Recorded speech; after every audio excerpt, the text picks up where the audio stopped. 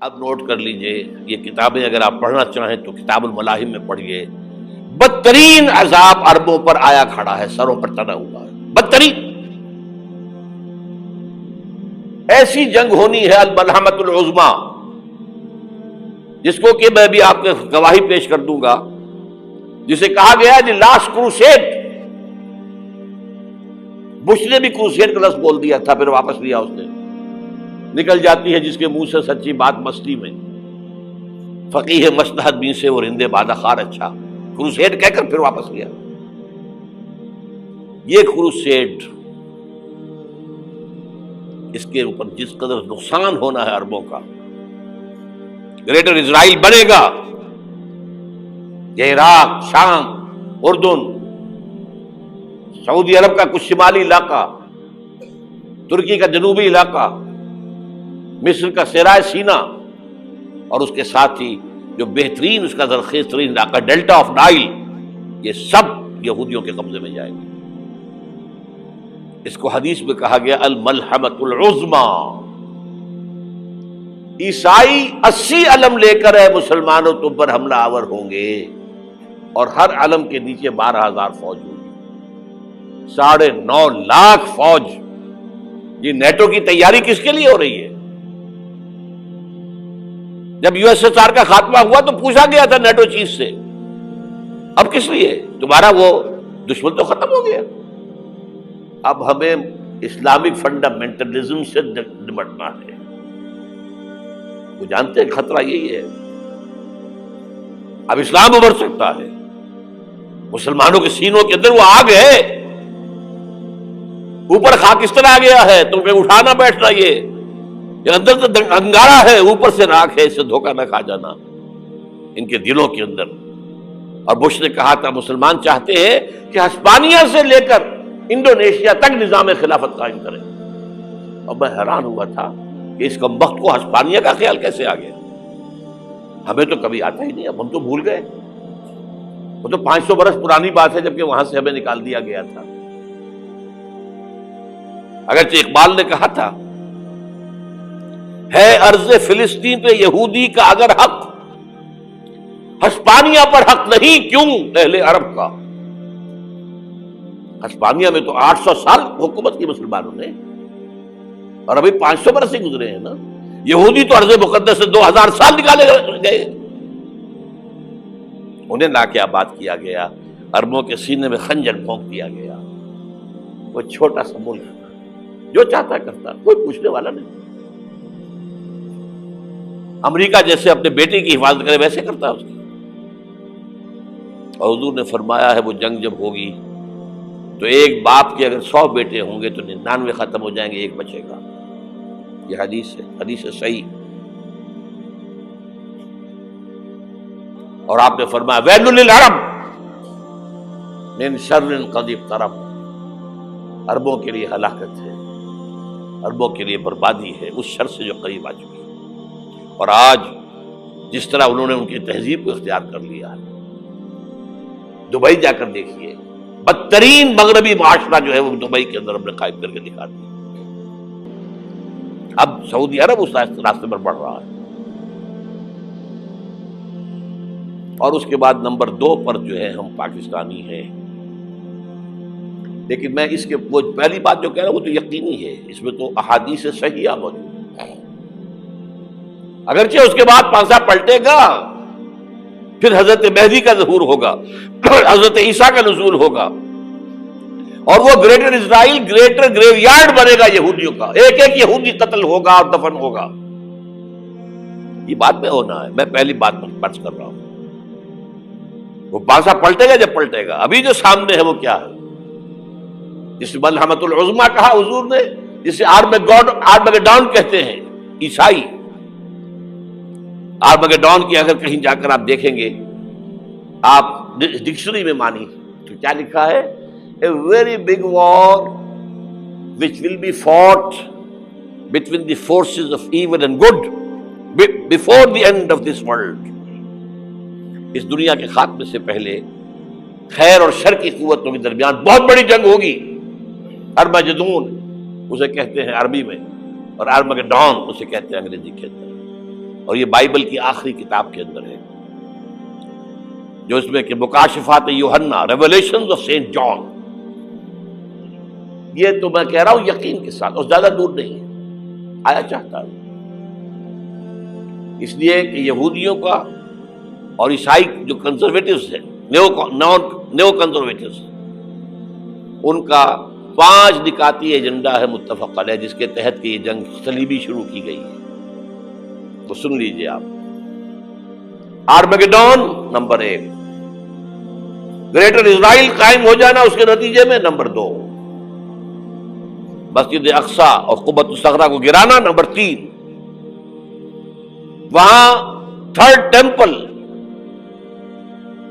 وہ مسجد جو حضرت سلیمان نے بنائی تھی 1000 قبل مسیح میں، پھر برباد کی تھی نبوکدنضر نے، دوبارہ بنائی گئی، پھر دوبارہ ختم ہوئی 70 عیسوی تک گری پڑی. ان کا خانہ کعبہ گرا ہوا ہے 70 عیسوی سے لے کر آج تک. ایک دیوار ہے ویلنگ وال، جہاں جاتے ہیں، روتے ہیں، پیٹتے ہیں، ماتم کرتے ہیں، وہاں وہ بنے گا 3rd ٹیمپل. اور نمبر 4، اس میں لا کر رکھا جائے گا تخت حضرت داؤد کا.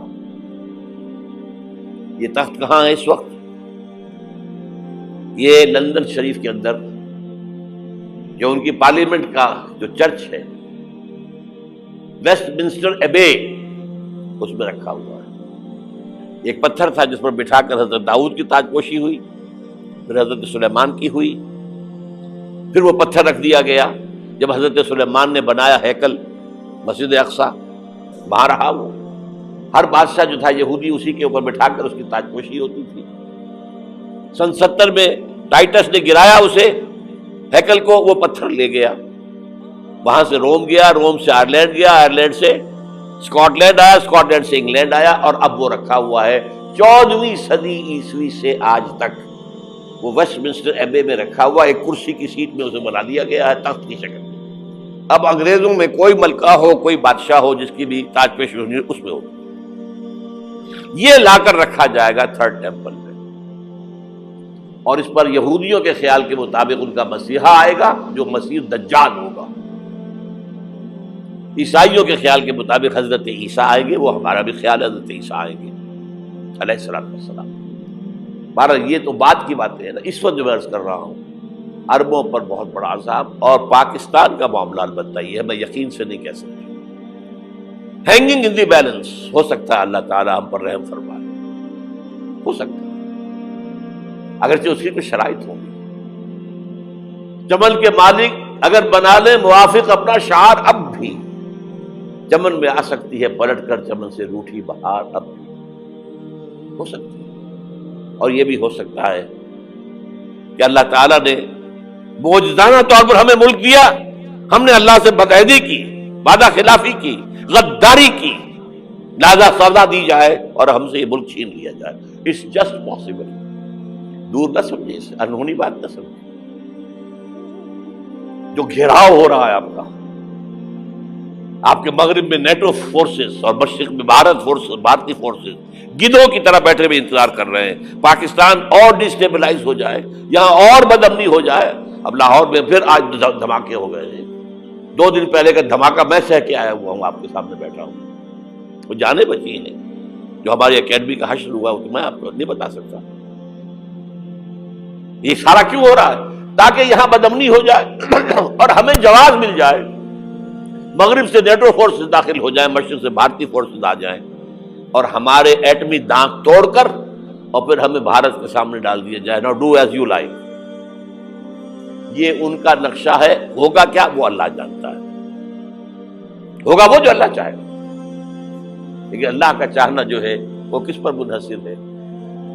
یہاں انقلاب برپا کرو، یہاں اسلام لاؤ.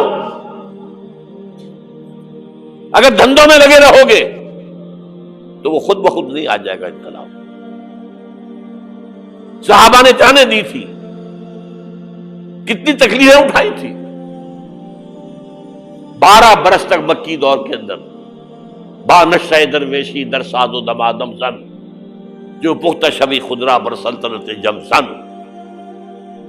یوم طائف یاد ہے جو حضرت عائشہ فرماتی ہے کہ میں نے پوچھا تھا حضور سے کہ یوم احد سے زیادہ سختی بھی آپ پر کبھی آئی؟ یوم احد پر کیا ہوا تھا؟ تلوار کا وار پڑا تھا آپ کے چہرہ مبارک، یہ جو رخسار کی ہڈی ہے اس کے اندر وار گیا ہے، اوپر خود کی 2 کڑیاں تھیں وہ اس میں گھس گئیں، 2 دندان مبارک شہید ہوئے۔ وہ خود کی کڑیاں ایک صحابی نے اپنے دانتوں سے پکڑ کے کھینچنے کی کوشش کی، دانت نکل گئے، وہ نہیں نکلی، کیا جتن کر کے نکالی گئی ہوگی تو خون کا فوارہ آیا، اتنا خون گیا ہے کہ آپ بے ہوش ہو گئے، گر گئے، اور مشہور یہ ہو گیا کہ آپ کا تو انتقال ہو گیا، شہادت ہو گئی۔ یہ سیرت کبھی پڑھی ہے؟ حضرت عائشہ کے ہوش کا تو یہی دور تھا نا، یوم طائف میں تو آپ کی کیا تھی، بچی تھی، انہیں کیا پتا کیا ہو رہا ہے حضور کے ساتھ۔ 3 دن تک حضور مکے کی گلیاں اور وہاں کے اوباش لوگ پتھراؤ کر گئے تھے اس امید میں کہ شاید وہاں کا کوئی سردار ایمان لے آئے، تو یہاں تو ابو طالب بھی فوت ہو گئے، یہی دنیاوی سہارا تھا، خاندانی سہارا تھا ابو طالب کے ذریعے، اور گھر میں ایک دلجوئی کرنے والی رفیقہ حیات تھی، وہ بھی، ان کا بھی انتقال ہو گیا۔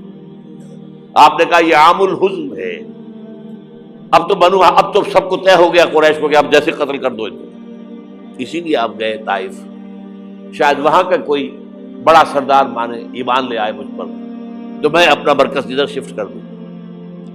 تینوں سے ملے ہیں، تینوں نے وہ جواب دیے ہیں، نکل جاؤ یہاں سے، میں تمہارے ساتھ بات بھی کرنے کو تیار نہیں۔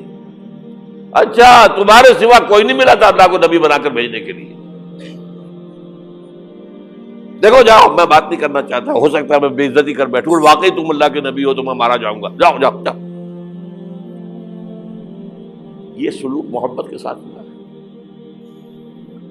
اور پھر چھوکروں کو، اسٹریٹ ارچنز جنہیں آپ کہتے ہیں، اشارہ کیا تھا، خبر لو ان کی، پتھراؤ ہو رہا ہے، ساتھ کوئی ہے ہی نہیں، ایک آدمی صرف، زید ابن حارثہ۔ اب سامنے سے پتھر آ رہے ہیں تو حضرت زید آگے آ جاتے ہیں، ڈھال بنتے ہیں، مجھے لگے پتھر حضور کو لگے، آپ پیچھے سے آ رہے ہیں، چاروں طرف سے تو ڈھال نہیں بن سکتا ایک شخص، جسم لہو لہان، خون جا کر جوتیوں میں جم گیا ہے، جوتی اتر نہیں دی۔ پھر وہاں سے واپسی پر جو دعا مانگی ہے،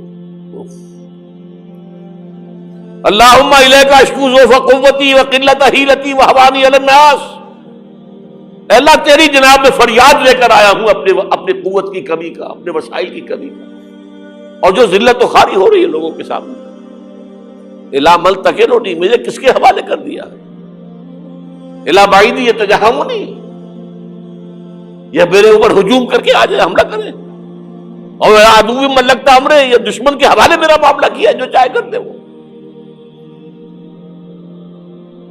لیکن پھر عبدیت غالب آتی ہے، ان لم یکن علی غضبک فلا ابالی، اللہ اگر تو ناراض نہیں ہے تو مجھے کوئی پرواہ نہیں، سر تقدیم خم ہے جو مزاج یار میں آئے، مجھے اندیشہ یہ ہے کہ تو ناراض تو نہیں ہوگی۔ یہ تکلیفیں جھیلی ہے، سینکڑوں صحابہ نے جانوں کا نذرانہ پیش کیا ہے، احزاب کی جنگ میں فاقوں پر فاقے ہو رہے تھے، اور ان فاقوں کی حالت میں خندق کھودنے کا حکم ملا ہے، لوگوں کی کمریں دوہری ہو رہی ہیں، پتھر باندھے ہیں اپنے پیٹوں سے، اپنی چادروں کے ساتھ کس کر کمر دوہری نہ ہو جائے، اور جب صحابہ کدالیں چلا رہے ہیں تو کیا کہہ رہے ہیں، نحن الذین بایعوا محمدا علی الجہاد ما بقینا ابدا، اللہم لا عیش الا عیش الاخرہ۔ صحابہ کہتے تھے ہم وہ لوگ ہیں جنہوں نے محمد سے بیعت کی ہے کہ جہاد کرتے رہیں گے جب تک جان میں جان نکل جائے تو بات اور، جان ہے، چاہے ابھی بھوک سے کمر دوڑی ہوئی جا رہی، جان تو ہے۔ اور ایک دفعہ کہتے تھے اللہم لا عیش الا عیش الاخرہ، اللہ عیش، زندگی تو آخرت کی زندگی ہے۔ اور حضور فرماتے تھے، حضور کے بیٹھے ہوئے نہیں تھے گاؤں تکیہ لگا کر، پتھر اٹھا کر خندق میں سے لے جا کر باہر پھینک رہے تھے، جب صحابہ کہتے ہیں اللہم لا عیش الا عیش الآخرہ، حضور فرما رہے ہیں فاغفر الانصار والمہاجرہ، اے اللہ ان انصار اور مہاجرین کی مغفرت فرما دو۔ پھر حضور کی خدمت میں کچھ لوگ آئے، حضور اب یہ فاقہ ناقابل برداشت ہو گیا، دیکھیے ہم نے یہ پتھر باندھے ہوئے اپنے پیٹ کے ساتھ۔ حضور نے کرتا اٹھا کر دکھایا، وہاں 2 پتھر بندھے ہوئے۔ یہ ہے سیرت النبی۔ آپ کس چیز کو سیرت النبی سمجھتے ہیں؟ بہرحال اس موضوع پر میری ایک کتاب ہے منہج انقلاب نبوی، کہ انقلاب کیسے آیا تھا۔ اگر دل میں ذرا بھی آرزو پیدا ہو گئی ہو کہ اللہ قبول کر لے مجھے بھی، مجھے قبول کر لے اس کام کے لیے، تو وہ کتاب آپ کے لیے مسٹ ہوگی، اس کا پڑھنا۔